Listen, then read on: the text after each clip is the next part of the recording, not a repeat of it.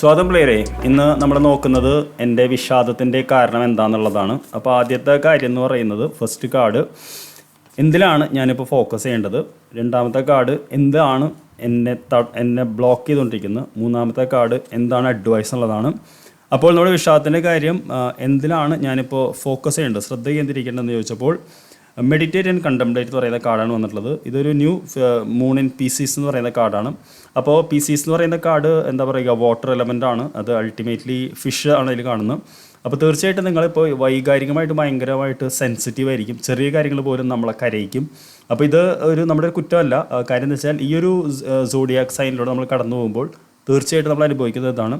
എന്താണ് നമ്മളിപ്പോൾ ബ്ലോക്ക് ചെയ്യുന്നത് ഞാൻ ചോദിക്കുകയാണ്. നമ്മുടെ ക്ലാരിറ്റീനെ ബ്ലോക്ക് ചെയ്യുന്നത് it's time to take action എന്ന് പറയുന്ന കാർഡാണ്. ന്യൂ മൂൺ ഇൻ ഏറിസ് എന്ന് പറയുന്ന കാർഡാണ്. ഏറിസ് എന്ന് പറയുന്ന കാർഡ് സത്യം പറഞ്ഞാൽ എന്താ പറയുക, ഫയറിൻ്റെ കാർഡാണ്. ഫയർ എന്ന് പറഞ്ഞാൽ നമ്മുടെ ടാരോ ഇതിൽ പാഷൻ, ആക്ഷൻ എന്നൊക്കെ പറയും.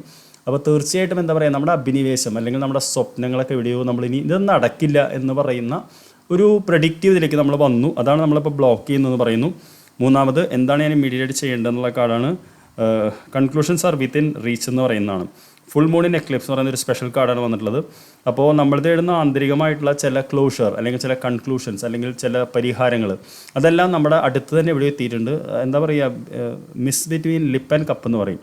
ചുണ്ടിനും കപ്പിനും ഇടയിലാണ് നിൽക്കുന്നത്. അപ്പോൾ അതുകൊണ്ട് ഈ സമയം നിങ്ങൾ ഫോക്കസ് ചെയ്യേണ്ട ഈ കാര്യങ്ങളാണ്. അപ്പോൾ നിങ്ങളുടെ ആന്തരികമായിട്ടുള്ള ഫയറിനെ ഇതാക്കുക. ഇമോഷൻസ് എന്താ പറയുക, നിങ്ങളുടെ കുറ്റമല്ല, അത് ആ സോഡിയാക് സൈനിലുള്ളത് കൊണ്ടാണ്. I wish you A good night. നിങ്ങൾക്ക് എന്താ പറയുക, നല്ലൊരു രാത്രി നേരുന്നു. നാളെ കാണാം. ഓക്കെ.